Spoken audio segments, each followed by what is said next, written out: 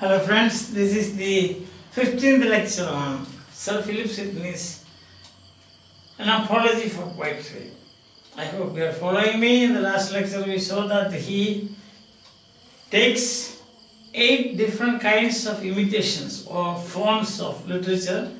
You have got the pastoral, the elegy, you have the third is iamb, satire, then comedy, tragedy, lyric and heroic.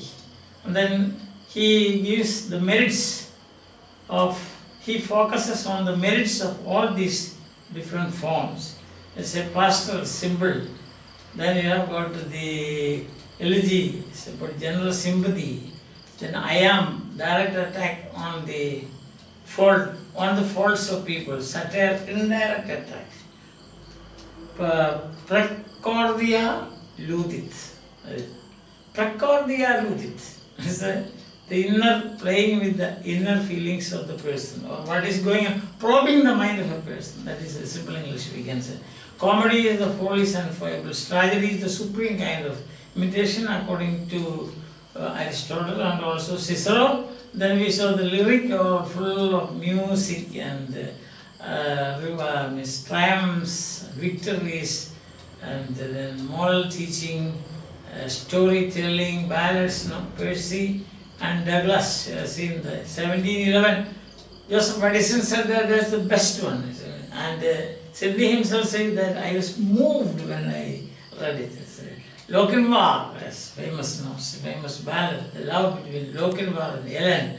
And then you have got the heroic, all those great heroes. When you read their stories, what will naturally happen is that you feel like imitating them. Cyrus, Aeneas carrying his father Anchises on his shoulders, and when the Troy was burning, yes. So these are the things that we saw, and we found that it is perfectly all right. Then why do these people? And then he concludes like this. That is, he says that of all the, and philosophy and history, we also saw that of all the knowledge, this is the supreme. It has got the superiority, this unquestionable superiority of poesy. We have seen, he says like that. Okay. And then he says, what are the possible, then he concludes. The next section, that is 1-2 paragraphs, 1 or 2 paragraphs, he concludes. He says that the poetry, continuing his defense, he says, point 1 is, poetry is the most ancient. Even before civilization, the dawn of civilization, there were poets, there were minstrels, crowders. Crowder means going around with fiddles, that is singing, moving from one place to another. What the French would say, troubadours. That will be traveling singers.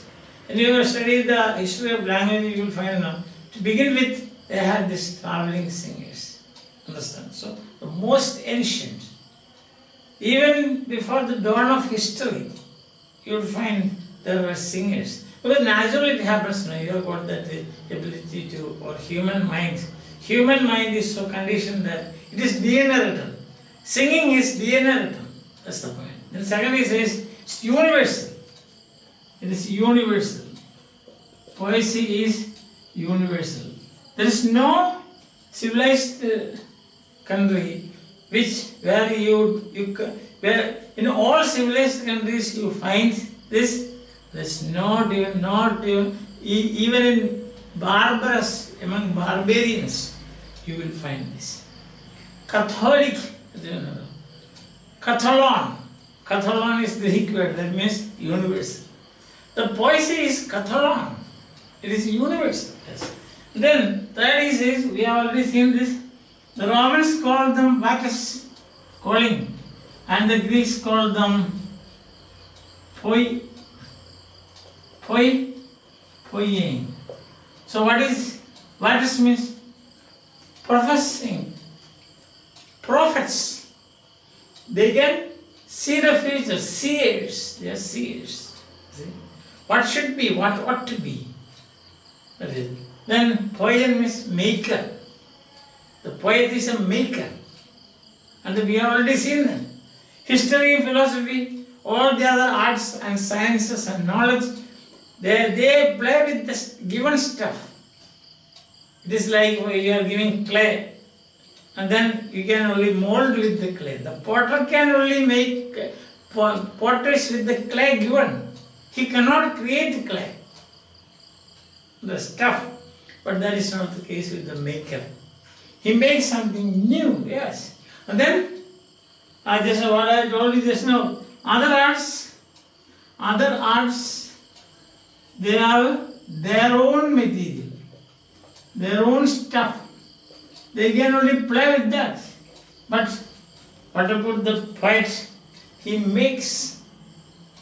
poet makes the stuff and then creates a conceit. Conceit means a plot. That is the thing. He is the only artist who creates the stuff and then molds it. Otherwise, all the others, what do? They have like a clay and the potter. That is the best example. Understand? And the fifth point, there can be nothing immoral in poesy. Why? Because the aim of poesy is teach and delight. That is, utile, very often I say, no? Teach and delight. Delight. Delightful teaching. Utile et dulce. Horace. Utile et dulce. So that is what it is. That is poesy. History and philosophy. History, the foolish truth of the world. Philosophy, obscure definition. And when do you start reading philosophy? Midway of your life. Halfway through your life. There can't be any nursery philosophy. There can't be any primary school philosophy. There can't be any middle school or UP school or even high school philosophy. For that you have to reach the undergraduate level. By the time half of your life is over. Understand? But poesy, you start with that. Your first square one is poesy. Humpty Dumpty sat in a bowl. Alright. So, and not only that, that is history, philosophy, 6. Isn't it? History, this we have already seen. I told you, it's a kind of conclusion of what has been said so far. Philosophy. They can only teach, but they cannot move. No move. They cannot move. See, when you see Anchises being carried by the sun, you are moved. Your mood means you feel like doing it. That is what is meant by moving. Not that you move from here and then to this place. No, not that. That will be a foolish saying, or thinking. That is your heart moves. You find Cyrus, the old just king. Then you also think that when I reach, or when I become not everybody cannot become embarrassed. No? You can become head of the department, you can become principal, you can become vice chancellor, academic line. Then you can also, I will be like Cyrus. Understand? In your family, you say, there's nobody to look after my parents, I will be like Aeneas. See that? Virtues. All virtue. So that is moving. When you read the story of Good Samaritan, you are moved. What does that mean? You feel like becoming Good Samaritan. When you see that father of the prodigal son extending his hands and waiting for his lost son, you will see, one day, suppose such things, may such things not happen in our lives, but if such thing happens, then it's not only your son, but a teacher-student relationship. Sometimes there can be misunderstanding. And the student may quit the class or stop studies, drop out. So then what can you do? You go after him like the prodigal son. Prodigal son's father, the good father. You wait for him. Don't say, I'm crossing out his name from the list. No, not that. So this is applicable in our day-to-day life. Or your close friend misunderstands you and left you. So you take the position of that prodigal son's father, all merciful, all kind, all loving. You go after him. Tell him, my dear friend, what's wrong with me? Have I done any mistake? Do you find any fault in me that you cannot forgive me? So become friends. Do you understand that? That's it. Then he says, the seventh point he says is the Holy Scripture. The Holy Scripture. The entire thing is in verse VRSC verse. It's poesy right from beginning to the end. Not only the Holy Scripture. Think about it. I think once I have mentioned Bhagavad Gita. What is this? It is the song of the Lord. Bhagavan. The song of Bhagavan, Lord. Geet means song. Geet. So Bhagavad Gita. That is song of the Lord. That is poesy. So 7 reasons why you should defend poesy. That is the most ancient of all knowledges. Second, universal, found everywhere. Civilized countries, uncivilized countries, among barbarians, among aboriginals, among ungood people, uncultured people. Romans called Varus, the Greeks called them, the learned Greeks called him Poian because he makes other arts, they have their own stuff, they are confined within that. But the poet makes, the function of the poet is, or aim of the poet, objective is teach and delight, so there cannot be anything immoral. History and philosophy, one is the foolish truth of the world, the other is obscure. You start reading that. He has no freedom. Historian does not have any freedom. And then you have got so the historian will write about Cyrus, that Cyrus died on the battlefield in the Scythian war. Then the poet will say, no, he died of extreme old age on his bed. This is not anything lying, but this is to teach you what will happen if you are virtuous. And the Holy Scripture, not only the Bible, but all these, all the books of all religions, texts of, or the basis of, or the foundational texts of all the religions, you will find written in verse. What more do you want for a defense? So this is defense of poesy. Apology here means defense. Okay? So I think that is clear. So that is conclusion here. Now you can say first part is conclusion. Therefore, what is the conclusion? Final. Therefore, the laurel crown appointed for triumphing captains. Quotation. The laurel crown appointed for triumphing, victorious, triumphing captains, that means that's old form of death, worthily honor the poet's triumph. That worthily honor the poet's triumph. Quotation. So you can use this in your answers. And you are writing an answer on this now. This is the conclusion. What is the conclusion? The laurel crown appointed for triumphing means in Olympic Games and so on. When you come out victorious, they come and keep and place an laurel crown on your head.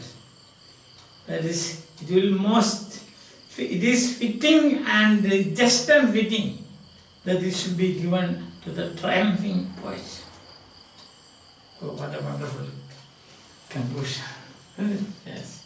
I hope you have taken this down. The laurel crown appointed for triumphing captains, that worthily honor the poet's triumph. The laurel crown is not meant for others, but it is first and foremost, it is meant for the poet. So, do you feel like becoming a poet now, after listening to this defense? Yes, Yakan. Then what are the possible objections they make? They are called misomausoi. Misomausoi, or poet haters. Why do they hate the poets? Misomausoi. One reason is that there are some people, this is their hobby. Whatever they say, just for the sake of dispraising. That is the word used in the text. One reason is just for the sake of dispraising. Because they are genetically prone to that. Genetically prone. Some people, when they see sweets, they cannot stop eating. They cannot even control themselves. They go on eating because there in their brain there is no cut point. There is no limiting. Why do you when you eat ice creams, one after the third ice cream, then your brain will give a signal, stop. But there are some people who don't have that signal making capacity or signal making mechanism in their brain. So they will eat 6 ice creams, 7 ice creams.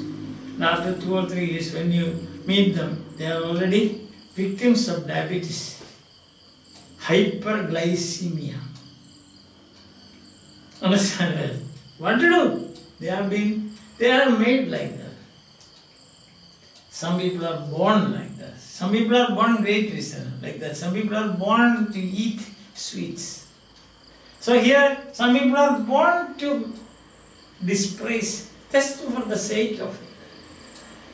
If you say, other pessimistic people listen. If you say, oh, the sky is today brilliant, how beautiful it is. Then these people who have got the habit of dispraising it, oh, see there you can see clouds. This is what this is. So that is their brain is negative, and so the brain cannot work properly. They have got a negative brain. So what happens, if suppose you say, oh, you will get first rank for this examination. Then, oh, you have got first rank, you are a wonderful person. Then that person, if you have got the negative, and you say, but I don't know how I got it. Next examination, what will I do? That is not the person thinking about the next. Sometimes he will say like this, oh, but how my life may not be successful. In life, I may not be successful for the sake. So their mind is like, as Hamlet says, out of joint. Out of joint. This is what happens, out of joint. See that? They have got an itching tongue.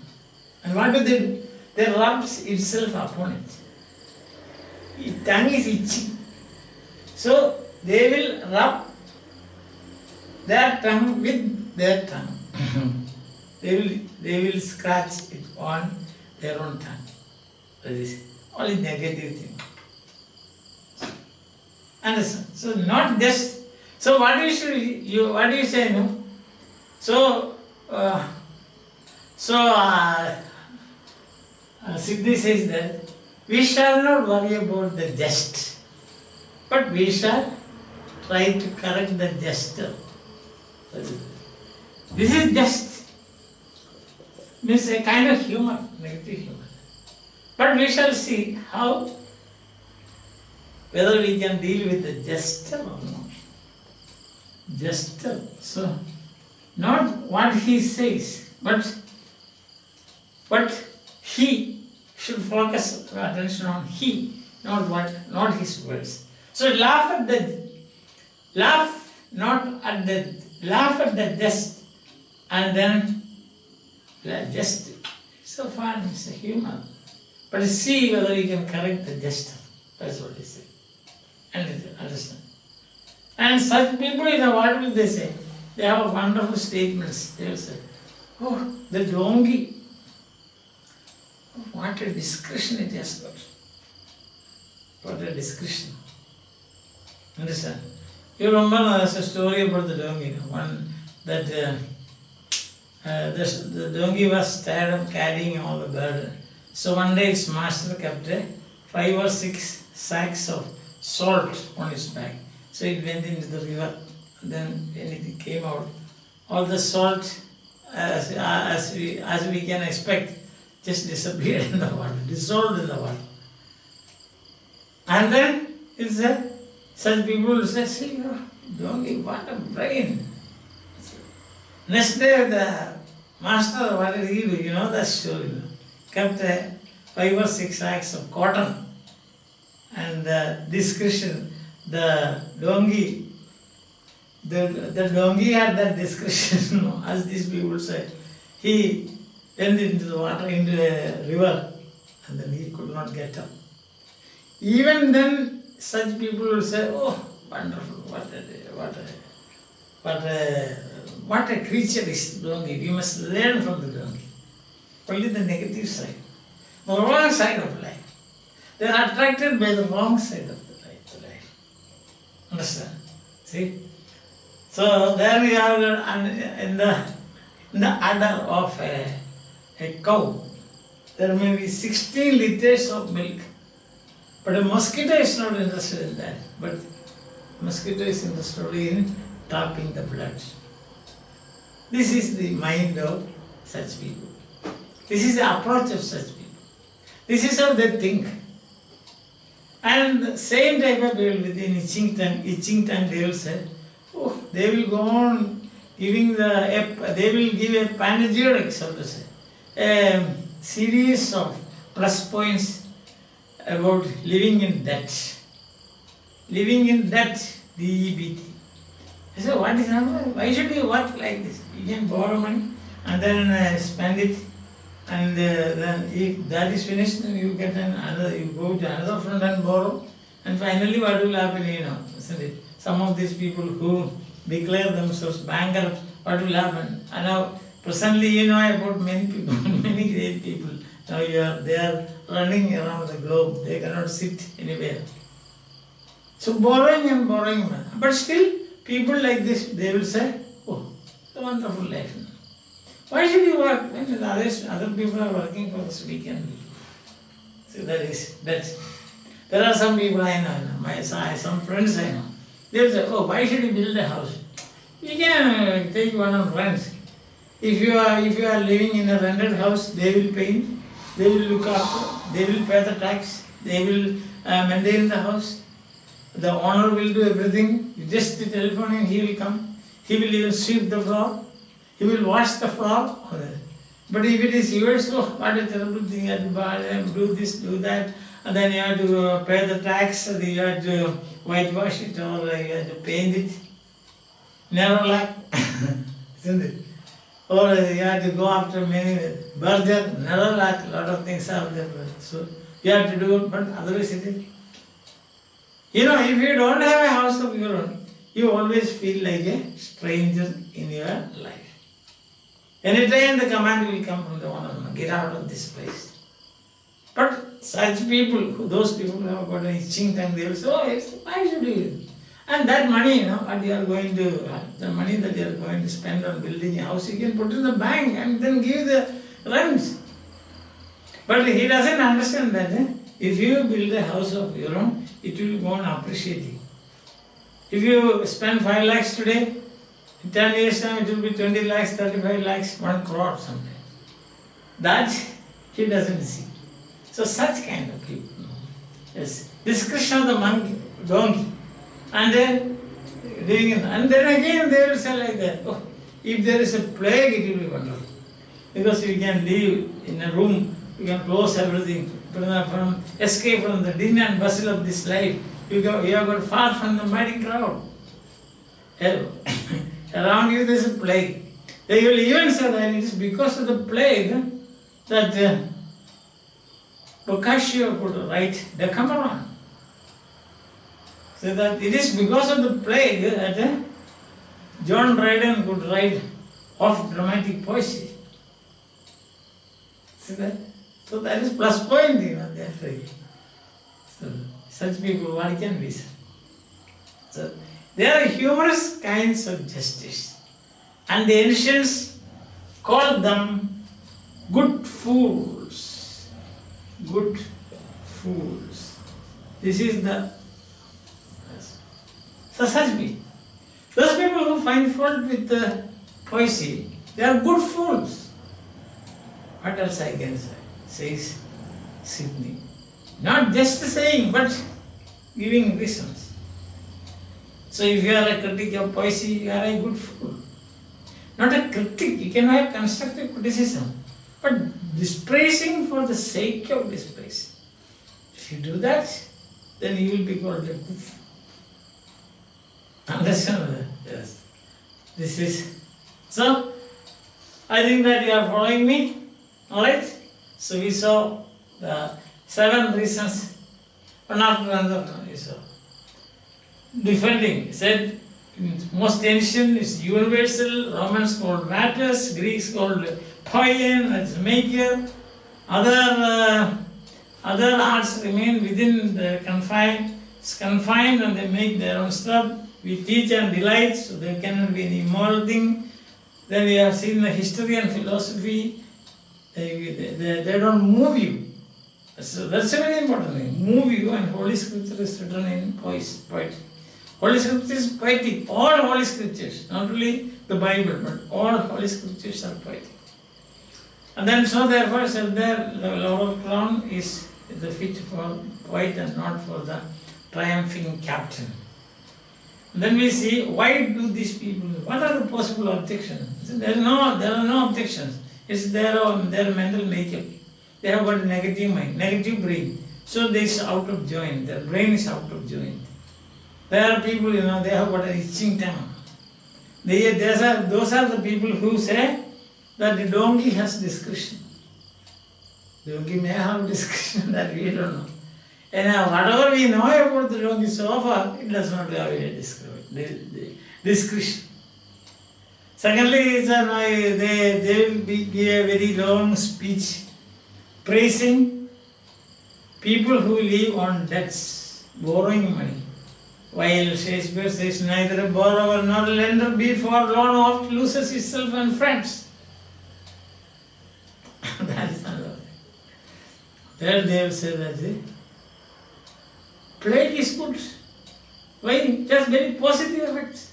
You can see, look at John Dryden, look at Boccaccio. If Boccaccio had not written Decameron, Chaucer might not have written the Candlemas. What more do you want? But the conclusion is that the ancients called such people, they are called jesters, jester, jesting clown. And the ancients called them good fools. I think it's all right for today. We will see again tomorrow. Till we meet again. Have a nice time. Enjoy. Take things easy. Hope you are following and enjoying my classes. All right. In that case, you can do 3 things as I say. You can like, you can share, and you can ask your friends to subscribe. Thank you.